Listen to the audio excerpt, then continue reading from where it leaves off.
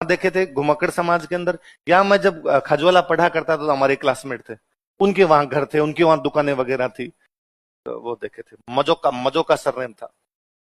तुम्हारी नानी मजो का है, तो वो मुझे याद है, सुनील हमारे साथ खेलता था, सुनील मजो का, वो क्रिकेट अच्छी खेलता था।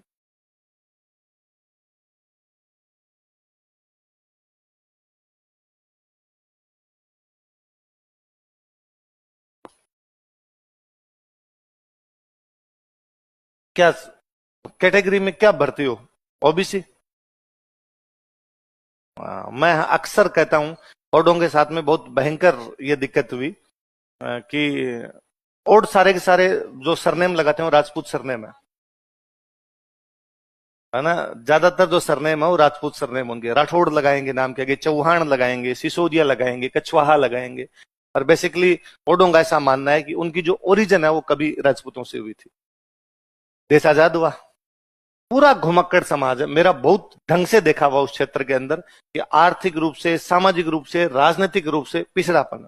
तो मैंने इतने साल पढ़ाते हो कि मैंने तुम्हें पहला देखा है इस समाज से, तुम पढ़ने के लिए आई हो, तैयारी कर, और तुम भी देखते हो कि आसपास में कम ही बच्चे हैं, है ना, नहीं मिलेंगे, और आसपास दूसरे भी देखेंगे बाकी चीजों में भी कम है।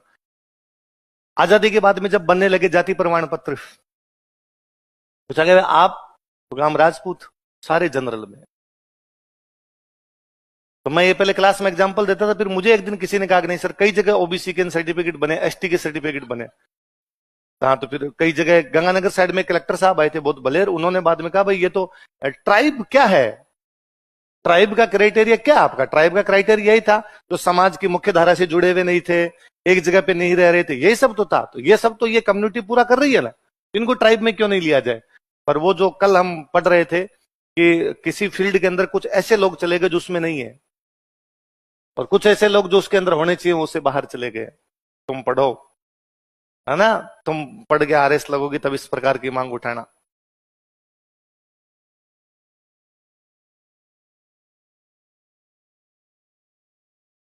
हाँ, समाधान लिख ही दिए। तू हमारी बातों में कोई ध्यान नहीं दे रही थी, तुम्हारा नहीं है।